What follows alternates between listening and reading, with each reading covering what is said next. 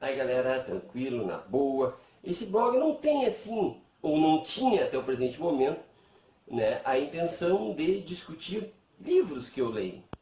Mas acontece que eu ganhei, gentilmente, do Flávio Thunberg Wolff, esse livro que trata da Greta, né?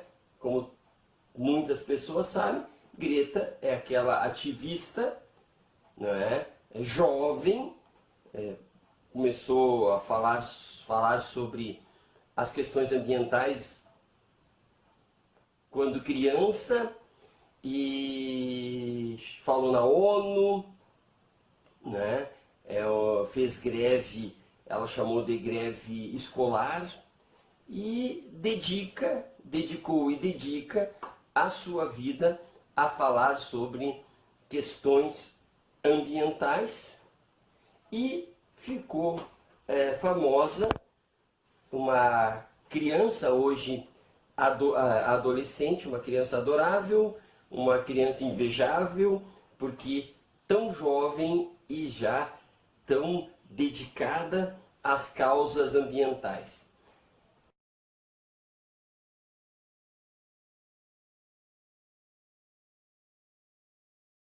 Confesso que é um tema que não é habitual, mas esse presente maravilhoso me fez ler e esta obra, né, cujo nome é Nossa Casa Está em Chamas, Ninguém é Pequeno Demais, né, que não possa fazer a diferença. E lendo, que é uma biografia feita pela mãe dela, né, são assim capítulos curtos, rapidinho, a gente vai lendo, vai se envolvendo, é muito interessante. Mas cada pessoa que lê, né, evidentemente, traz para si o impacto da leitura de acordo com as suas vivências. Eu fui impactado de duas formas pela leitura, né? Como se fossem duas colunas. A primeira coluna que sustentou a minha leitura é, evidentemente, a questão ambiental e que para mim ficou marcado na defesa dela, de que nós não devemos ter esperança, nós temos que ter ação. E o outro pilar, a dificuldade da Greta e da irmã dela de serem aceitas pela comunidade escolar, porque ambas as crianças possuem síndromes comportamentais que marcam, as pessoas olham, entram em contato e percebem, é marcada a diferença do comportamento usual. Então veja, de um lado, um pedido ambiental que aponta para que não devemos ter esperança, e de um outro lado, a história pesada, densa, da discriminação, mesmo em países que nós brasileiros consideramos socialmente avançados, altamente civilizados, né? Que é a questão da discriminação por diferenças comportamentais patológicas.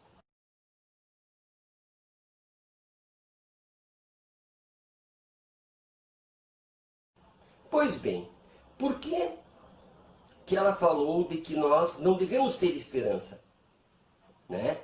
E ao mesmo tempo que ela diz não devemos ter esperanças, ela não diz sejamos fatalistas, nós vamos morrer amanhã, né? O interessante que ela aponta é o sentimento de urgência como contraponto à esperança.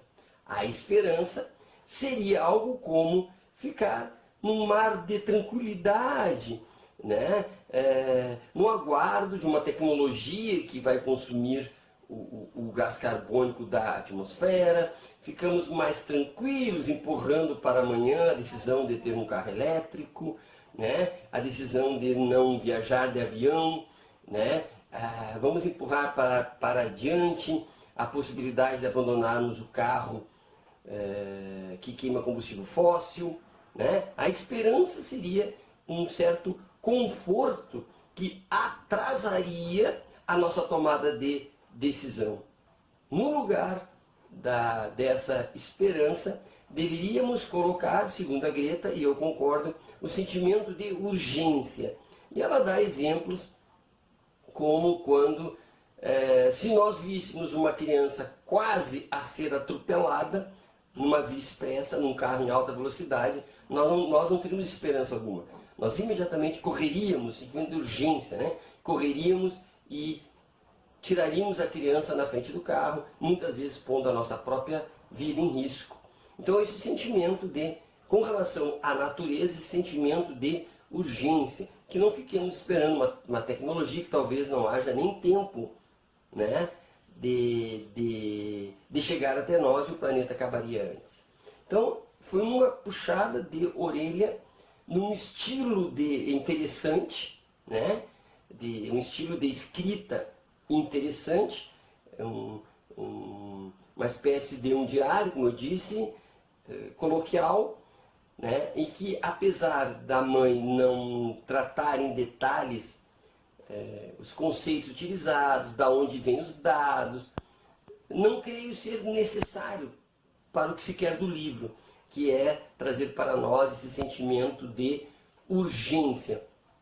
Portanto, se a esperança nós a entendermos como uma tranquilidade que seja harmoniosa com uma ação hoje, a esperança é legal, né? Ou seja, eu vou agir porque eu vou conseguir mudar algo.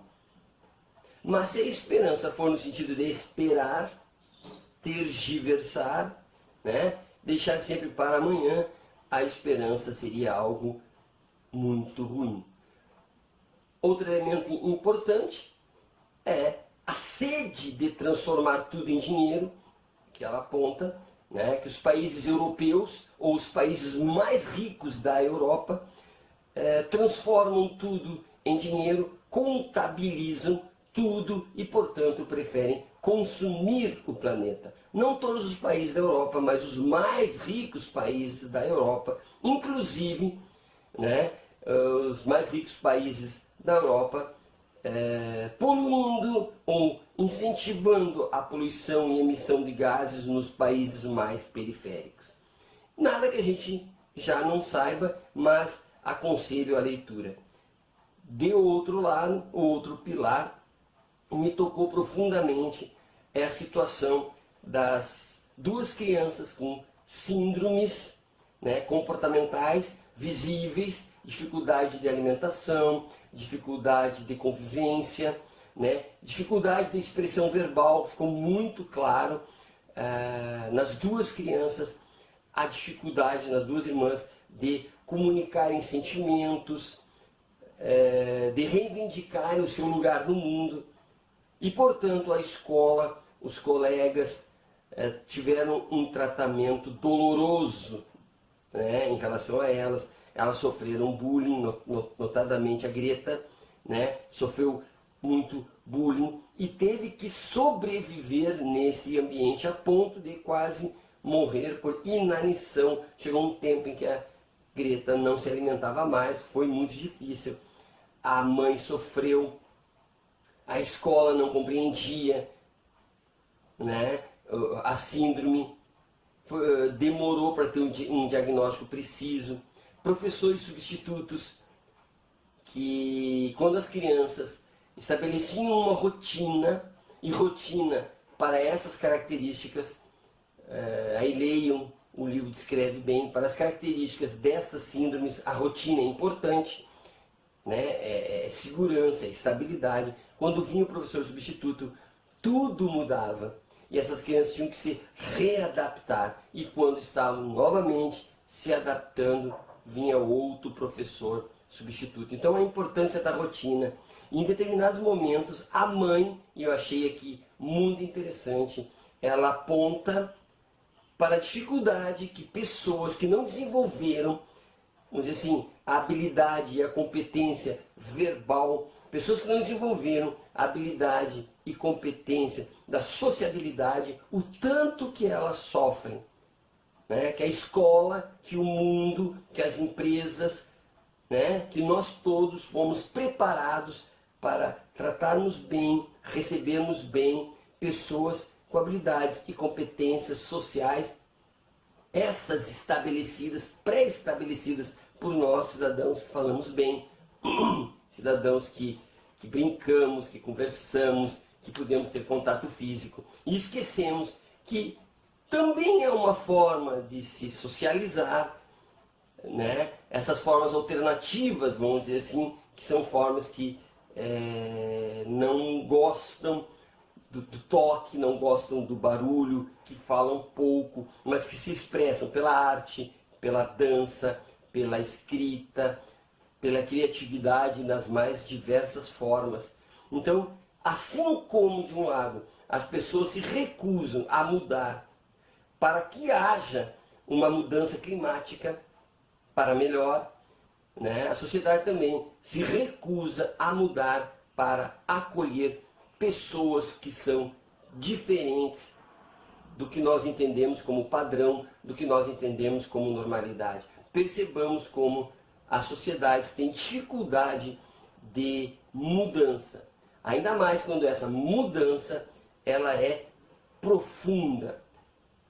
Né? Se de um lado é tão profunda a mudança no meu comportamento, para que eu não produza lixo, para que eu não produza gases tóxicos, para que eu não consuma carnes, para que eu não consuma produtos com agrotóxicos. A mudança é muito forte.